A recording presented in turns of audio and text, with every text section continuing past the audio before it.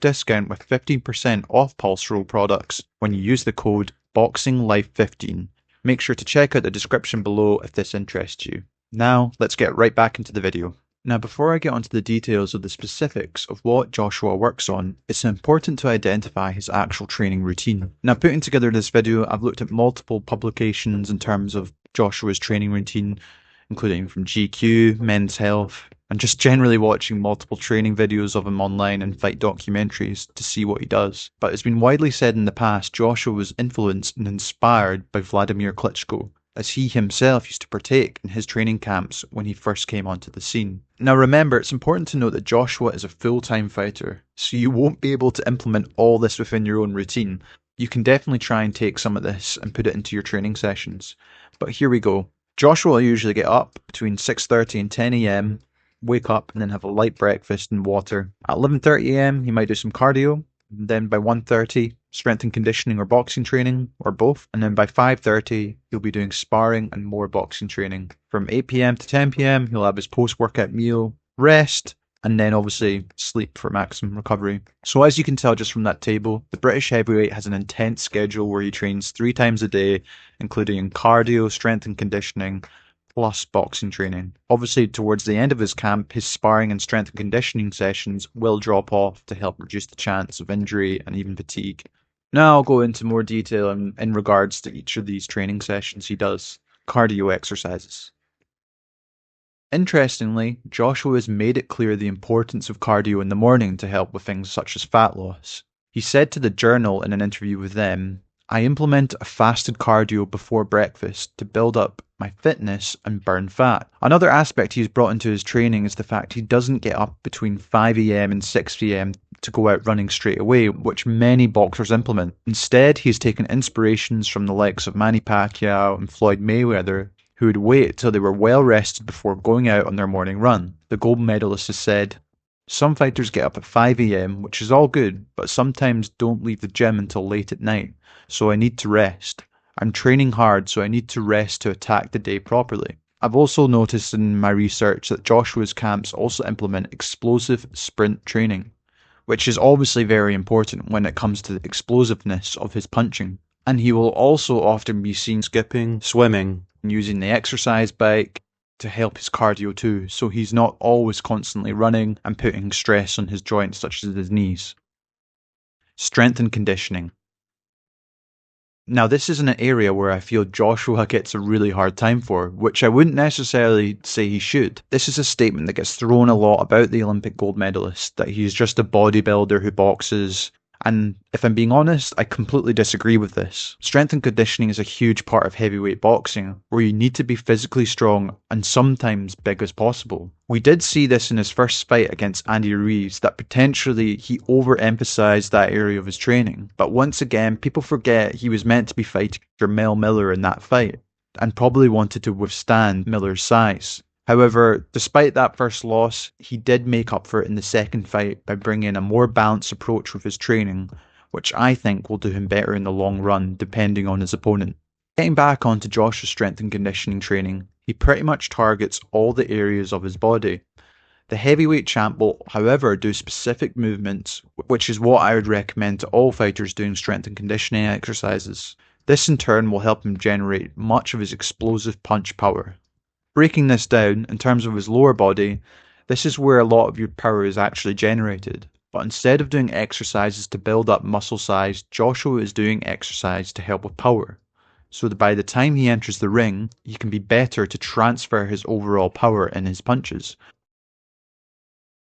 In terms of upper body, having a good upper body strength is key for all boxers, as this is an area where you need to build up the most, as you will be punching, moving, twisting and turning with the majority of those upper body muscles. And obviously this is an area where Joshua has perfected it as a big heavyweight. Good thing I like to see is that Joshua does in fact do a lot of boxing specific movements, all with the intention to improve power with lots of rotational movements like a punch.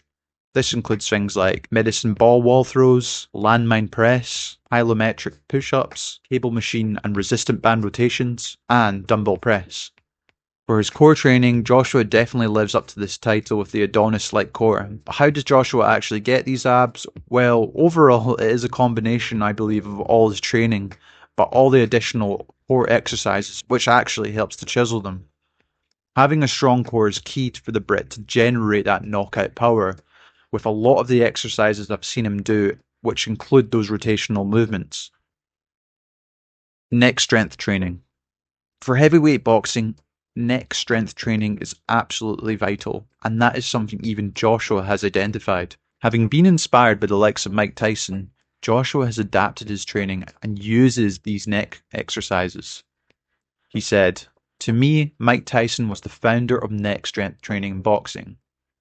As a heavyweight boxer, you need extremely strong neck muscles, so I train regularly with a neck harness. As far as I've seen, this includes exercises such as those famous neck rolls, the neck harness, and the kettlebell towel neck ups. In terms of other additional strength training I've seen him do, Joshua will experiment and try new training techniques all the time. He's often seen to be using the heavy battle ropes to help mimic the high intensity of the ring, which is something I would recommend to any boxer to try out. Another advanced sports science method which Joshua uses is his VO2 max testing, while doing exercises such as on the bike, or even doing tire axe swings.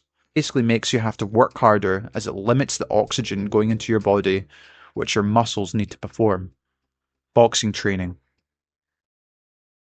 Now, for Anthony Joshua's actual boxing training, for the most part, it's actually quite old school when it comes to this type of training, but with a few additional things to keep things interesting. First off, sparring is one of the key things Joshua prepares for his fights. Much like Klitschko did when he trained with him, he will bring in multiple training and sparring partners according to the opponent he is facing. Another important aspect of this is he still trains at Team GB Boxing, where he gets the opportunity to spar up-and-coming British heavyweights who are hungry to impress, meaning he has to keep sharp and at the top of his game. The heavy bag. The cornerstone of any boxing champion is using the heavy bag, and there's no difference for Anthony Joshua here. Not only does this help with his conditioning, but it also helps to work on his punch combinations and power shots. Shadowboxing. Shadowboxing is obviously another vital aspect of developing your punch coordination and even your boxing skill set. But Joshua does things slightly differently, as he's taken influence from Brazilian footballers who would train on the beaches by shadowboxing in the sand. This helps to add another dimension to his training, as shadowboxing in the sand helps cardio and leg strength. An interview with Men's Health, he said, "I think Brazilian footballers are much better in the world because they probably play football in the sand. So they tend to build up the strength on an uneven surface. So if you make things difficult in practice, it becomes easier in the ring. That is really difficult when your feet are in the sand. It's making things difficult, but learning how to adapt." According to this interview, the heavyweight champion will usually do 5 rounds of shadowboxing in the sand due to the unpredictable manner of the sand beneath him. It acts very similar to a sport where anything can happen in an instant.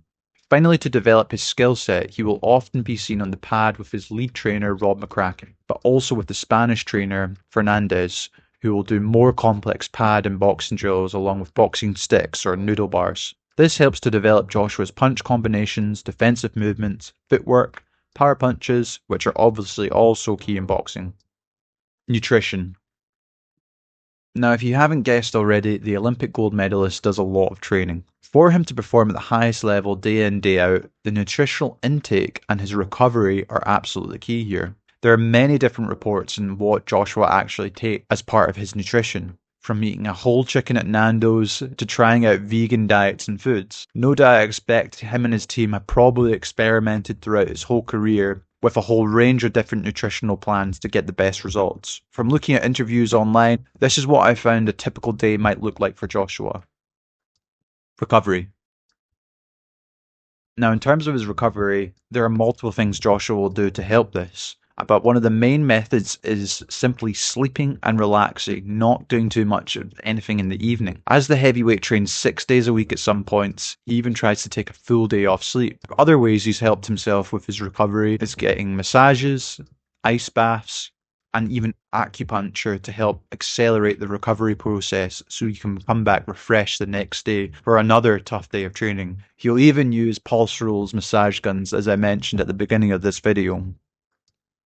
So as you can tell from this video, Joshua certainly lives up to the boxer lifestyle, and you cannot deny he cuts any corners when it comes to his training. When you look at Joshua's record and opponents he's faced to date, you can't deny that his training has played a huge part in him becoming a 2-time heavyweight world champion.